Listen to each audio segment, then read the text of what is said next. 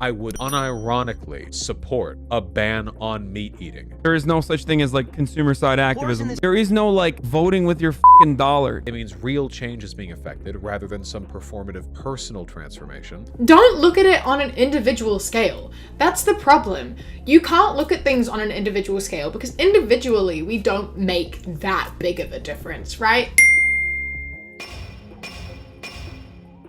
Individual change and systemic change aren't mutually exclusive. All right, so you personally going vegan and advocating for individual change doesn't preclude advocating for systemic change. In other words, you can do both. Now, you might point out that you can do both, but there's an opportunity cost. You can't do both equally well because the personal change reduces the resources, specifically time, you have to enact the systemic change. But I think this ends up being a pretty weak argument because the opportunity cost of going vegan is almost entirely front-loaded into the first month or two. After you figure out what to eat, where to eat, and how to make a few basic meals, purchasing and preparing plant-based foods takes no longer than purchasing and preparing non-plant-based foods. Picking up a carton of eggs or a bag of lentils takes the same amount of time. Ordering a bean burrito or a chicken burrito takes the same amount of time. Institutional change is made more viable and sticky by individual change. Do you think a society comprised of 3% vegans or 60% vegans has a better chance at passing laws to ban animal agriculture? What about a higher likelihood of actually enforcing the laws? What about a higher likelihood of black markets forming that circumvent the laws? Prohibition in the United States is the poster child for this problem. Prohibition refers to the banning on manufacture and sale of alcohol in the US from 1920 to 1933. And if you live in the US, you know how well that turned out. So why did it fail? Well, according to this Guardian article, Prohibition ultimately failed because at least half the adult population wanted to carry on drinking, or individual buy-in. Policing of the Volstead Act was riddled with contradictions, biases, and corruption,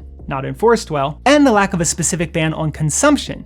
Individual change wasn't legislated, hopelessly muddied the legal waters. The article even goes on to say there was a fatal flaw at the heart of the Volstead Act. It banned the manufacture, sale, and distribution of alcohol, but it did not outlaw consumption. In other words, even the law, itself a systemic element, targeted primarily more systemic level problems, like the manufacture, sale, and distribution. But it didn't target personal change or the individual's consumption of alcohol. And I know prohibition isn't a perfect analogy for veganism and animal agriculture, but that last point is particularly relevant to keep in mind, especially when we hear this rebuttal. So around 48% of the general public would support a ban on factory farming, and then around 48% to 50% would support abolishing slaughterhouses. People will support us, but they won't change their individual behaviors, because in the same questionnaire, people were asked if whether they think eating animals is a personal choice, should be a personal choice, and the vast majority say yes. And if you want another real-world example, listen to what David Rams has to say about banning beef in India.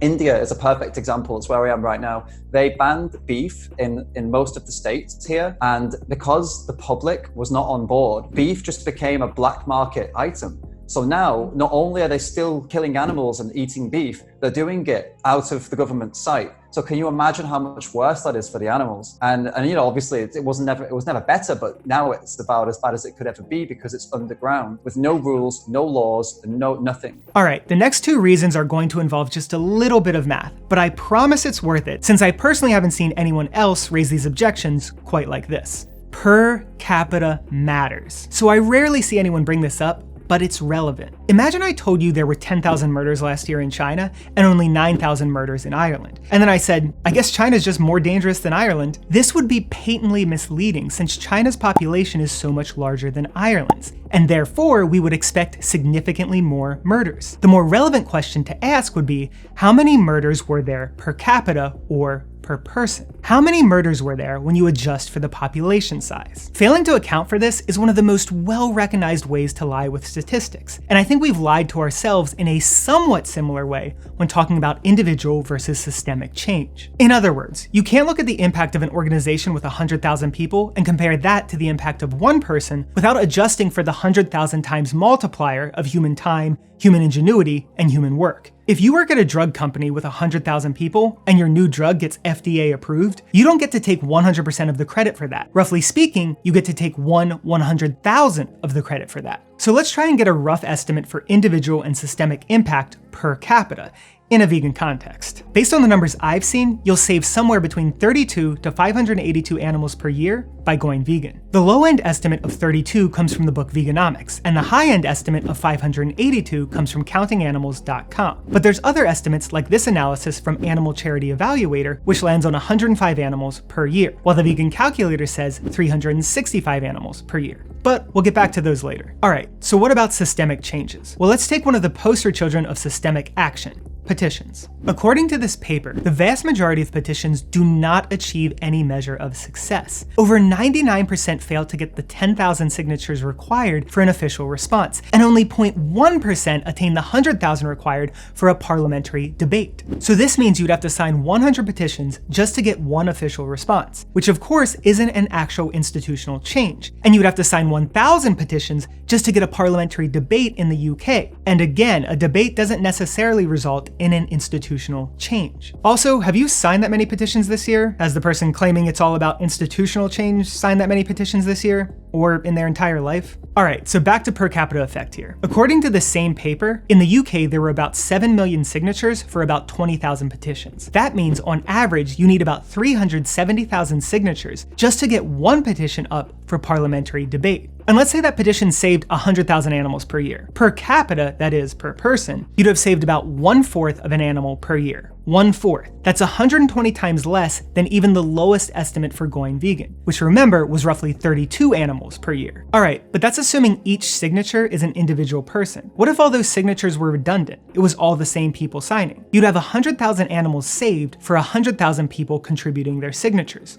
Or one animal saved per person. Still 30 times less than the lowest estimate for going vegan. Alright, but maybe the average petition saves more than 100,000 animals per year. Well, the second Google result for successful animal rights petitions takes us to a page titled 5 times a petition changed the world for abused animals. So let's look there and see how many animals were saved. Unfortunately, they only really give one numerical estimate for animals saved, and that's 100 bears on their number 2 spot. Not 100 bears per year, just 100 bears. In other words, 1,000 times less than our hypothetical estimate of 100,000. But what about the top Google search result, 4Paws International? According to their 2021 recap video, they saved about 80,000 animals and 3 million people took action. So per capita, they saved about 3% of an animal. Not 3% of animals worldwide, 3% of one animal. That means going vegan saves over 1,000 more animals per capita. And remember, this is the website's own recap video, the one they're using for self-promotion, so it's very unlikely they were conservative with their estimates. But let's not count all the signatories. Let's just count the 670 team members for the 4Paws organization.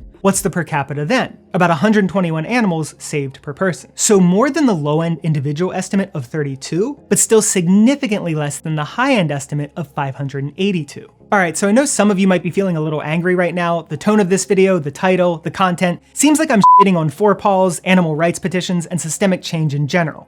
But I promise I'm not. I totally think we should be signing these petitions, and I think what these organizations are doing is amazing. I also think we need to be enacting systemic change by way of laws and corporate policies, despite this video's slightly clickbaity title. My problem, however, is that the idea that we need to focus on systemic to the exclusion of individual change has found such purchase in the collective consciousness that to even suggest individual change is to expose yourself as some starry-eyed dreamer who's just too naive to understand how the world really works. It's everywhere, and it's not just veganism. So this video is an attempt at shoring up the case for individual rather than systemic change. And as such, I'm going to go pretty hard against systemic change, despite the fact that I think it's a completely necessary part of the solution, which I'll talk about more at the end of the video. Voting is a gamble with many layers of uncertainty. So voting is the other classic example of affecting systemic change. But before we talk about uncertainty, let's very quickly dip our toes back into the per capita argument. Let's say you're in the US and you vote for a politician who's going to enact vegan-friendly policies. They win and they actually successfully enact those policies. Let's even go wild and say those policies save 1 billion animals per year. What's the savings per capita? Well, in the last US election, Joe Biden won with about 81 million votes. So that gives us 12.3 animals saved per person. Again, just roughly 1/3 of our low-end estimate of an individual going vegan. But it of course gets worse than that. Why? Because voting doesn't actually ensure that your candidate wins. It also doesn't ensure that they weren't lying about the policy, that they're competent enough to pass the policy, that the opposing party isn't competent enough to block the policy, that the law is actually enforced if passed, that it's not immediately repealed by the next administration, and on and on. But can we put a number on that uncertainty? Well, let's try a very, very rough method for doing so. But a real quick primer on probability. If I flip a coin, there's a 50% chance it comes up heads. If I flip 2 coins, there's a 25% chance they both come up heads. And we get that by multiplying the 2 probabilities together. So 50% times 50% is 25%. So let's say the probability of a favorable outcome for the 6 previously mentioned uncertainties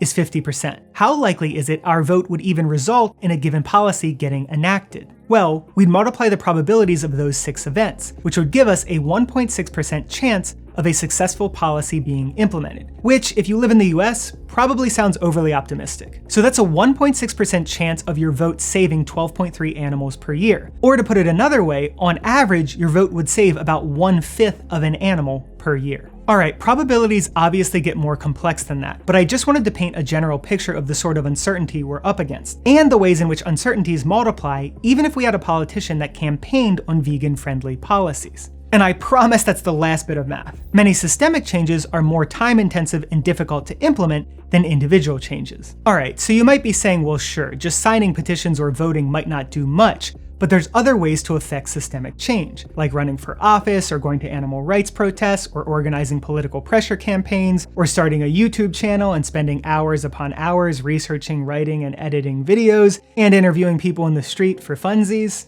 And it's true, you could do that. But speaking from experience, the individual act of going vegan is just orders of magnitude easier. The YouTuber Catherine Klein sums up the point nicely here. Meaningful systemic change requires a lot of effort. It requires dedication and commitment and organization. It's much easier to simply avoid funding animal abuse than to volunteer your time and continue to show up for a sustained pressure campaign. Who are all these vegan allies willing to join us in this fight, but unwilling to go vegan? These people who are supposedly pushing away by promoting veganism as a moral obligation. I don't know a single person who lacks the motivation to go vegan, but has the motivation to get involved in political work for farm animals. We wouldn't apply this reasoning in other domains where oppression or suffering was taking place. For instance, imagine that I was racist, and every day I shouted a racial slur at someone on the street. Then you come up to me and explain the problems with racism. And I say, yeah, you know what, you're right, those are problems. But you can't really expect me to stop shouting racial slurs. I mean, we all know individual change doesn't make a difference. We really need to focus on systemic change. No one would accept that response from me. We do of course need to focus on systemic change when combating racism, but no one would let me off the hook there for my individual change, and no one would say it didn't make a difference. Now let me anticipate a common response here. The classic, are you comparing animals to people? Or are you comparing animal oppression to human oppression? And the answer in this case is not really. I'm testing the underlying principle and logic of we just need to focus on systemic, not individual change. The fact that this principle disintegrates so quickly when we apply it to other examples suggests the principle as such may not be a good one. Again, just imagine this applied to misogyny or xenophobia or not allowing certain people to vote or to people abusing cats and dogs. Systemic change is obviously an important part of addressing all those issues, but individual change also matters, and we wouldn't let individuals off the hook in those situations, even if we thought systemic change was a bigger piece of the solution. Individual change creates important personal psychological changes. Something that I don't think gets nearly enough attention is the internal psychological changes that occur when you stop consuming animal products. Or more specifically, I think the emotional change gets covered, but very little lip service is paid to the cognitive change. And if you're not vegan and don't know the emotional change I'm talking about, here's someone who's also not vegan, but I think is on their way, talking about how they felt after giving up meat. Another thing I didn't predict about giving up meat was how much calmer it made me feel. And I've talked before about how massive policy change, big systemic shifts are needed, but taking on individual changes and inconveniences can, one, change the conversation and the consumer demand with those of us able to do it, but also just internally align ourselves a little bit more. Like, again, I just felt like every time I ate meat, I was gaslighting myself because I knew what the truth was and I knew what was actually going on in the world. But every time I sat down for a meal, I was like, Switch it off. You imagine that. You didn't need to that. No, that's not for you. And so living more in line with reality makes me feel better. Alright, so what about the cognitive change? I can only speak from personal experience here, but almost overnight I became way more open to a bunch of other issues, or more specifically, I became way more skeptical of the broad brushes and the negative stereotypes applied to activists in other domains. Vegan activists had genuinely nuanced positions. They had responses to all the alleged arguments that vegans can't answer or vegans never thought about. They weren't just people who were overly emotional about some specific subject. And at least personally, this caused me to take a far more humble position on activists and causes I hadn't done any significant research on. And that in turn caused me to take a far more humble position on issues in general that I hadn't done any significant research on. Basically, it leveled up my epistemic humility. But there's another way it might also help you psychologically, which Charlie from the Charlie and Ben podcast describes here. If you're unwilling to go through the experience of personal transformation and experiencing what that sacrifice feels like, you're unlikely to make long-term systemic changes that are effective because you don't understand the challenges involved in getting from totally comfortable doing whatever I want to less comfortable living a more thoughtful life. Now, I don't know if I fully agree with that, but I think it's at least something interesting to consider. And before I get on to my bonus reason and a brief word on systemic change, if you learned something new or this video caused you to look at this problem a different way, consider checking out my Patreon in the description and help me make this my full-time career. Alright, bonus reason time. Something that's always struck me about this individual versus systemic dichotomy is not just that you can do both, but that the borders between the two seem fuzzy at best. If you say, I'm not going to make an individual change, I'm just going to go to protests, you as an individual still had to make the individual decision to go to a protest. The same goes for signing petitions, voting, getting a job in a particular sector that benefits a cause, going undercover at farms, etc. You're still having to make individual changes to your life in order to try and affect systemic changes, and the causal flow works in reverse. If you make an individual change like going vegan, this slowly chips away at the economic demand for animal products. It sends social signals and creates social pressure for those around you, even if you're not one of those annoying, preachy vegans. It introduces people in your social circle to new recipes and food items in general, which can create social ripple effects.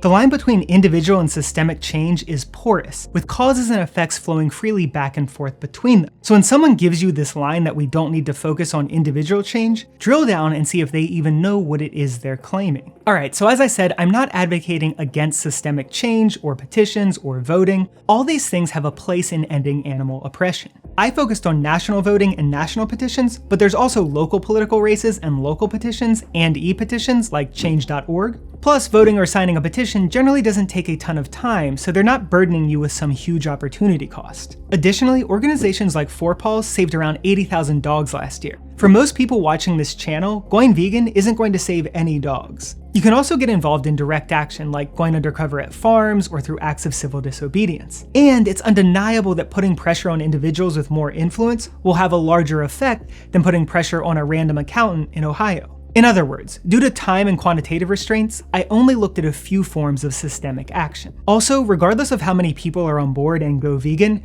there absolutely need to be laws on the books officially codifying animal liberation. There has to be a psychological, a sociological, and a legal shift in the way we think about other sentient individuals. We need to end oppression wherever it rears its head, and it keeps rearing its head over and over in the exact same way. One group says another group doesn't count as someone, only something. We've been very slow to generalize this lesson, but we need to learn it once and for all, and not just for the animals. If we keep failing to get this right, then I pity the artificial intelligences and alien life forms we eventually come into contact with. And a special shout out to my top tier patrons, Ryan O'Neill and Tom Eisenbeis.